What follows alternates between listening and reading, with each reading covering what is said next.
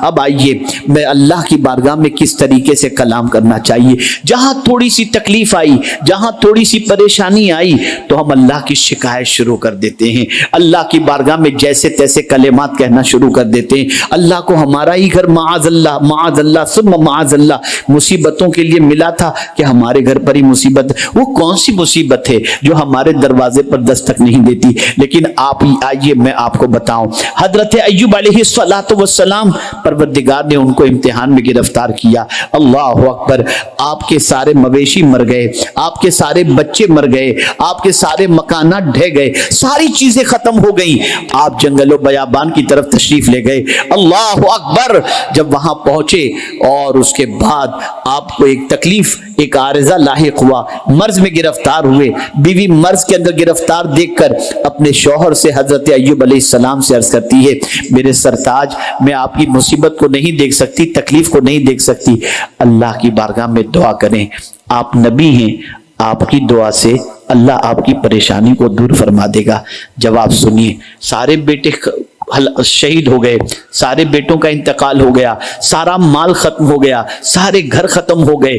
لیکن جب بیوی نے کہا آپ اللہ سے دعا کریں کہ اللہ آپ کی اس تکلیف کو دور فرما دے، تو اپنی بیوی سے فرماتے ہیں، اے میری شریک حیات، مجھے یہ بتا یہ تکلیف کتنے سالوں سے ہے؟ کہا بس 2-5 سال ہوئے ہیں. کہا اس سے پہلے کی زندگی؟ کہا بڑے آرام سے ہم نے گزاری. تو ارشاد فرماتے ہیں، اے میری شریک حیات، چند سالوں کی تکلیف کی شکایت اللہ سے کرتے ہوئے مجھے شرم آ رہی ہے، میں اپنے رب سے کیسے اس کی شکایت کروں؟ بیوی تھی، وفادار تھی. اللہ اکبر، آج کی بیویوں جیسی تو نہیں تھی نا. شوہر کو تکلیف آئی اور غریب ہوا، میں تو چلی میکے، مجھے طلاق دے دو تاکہ میں دوسری شادی کر لوں، والعیاذ باللہ. اور اسی کے ساتھ ساتھ ہماری بہت ساری بچیاں عمر کی اس دہلیز پر پہنچ جاتی ہیں جہاں نکاح کا وقت ہو جاتا ہے اور کوئی مسلمان نہیں ملتا تو پتہ نہیں کس کس سے آنکھ لڑا بیٹھتی ہیں اور اپنا ایمان بھی گنوا بیٹھتی ہیں اور اپنی دنیا بھی تباہ کر بیٹھتی ہیں.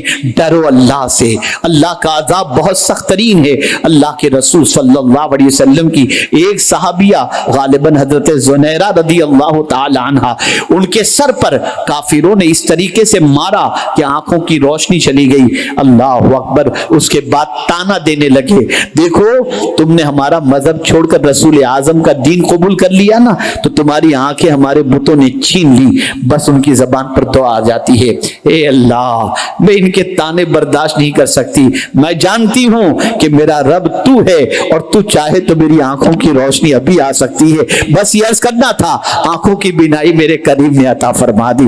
آپ اندازہ لگائیں، ہزارہ تکالیف کے باوجود دامن اسلام انہوں نے نہیں چھوڑا. آج ہماری بچیاں محبت کے نام پر، محبت کے نام پر، جذبات کے نام پر کہیں بھی چلی جاتی ہیں. یہ چند دنوں کی زندگی اگر تم نے اس طریقے سے شوق موج کے اندر گزار بھی لی تو جہنم کا ایندھن، جہنم کی تکلیفیں، جہنم کی پریشانیاں، جہنم کا عذاب برداشت کرنے کی طاقت تمہارے اندر نہیں ہوگی. اللہ ہماری بچیوں کو صحیح شعور عطا فرمائے.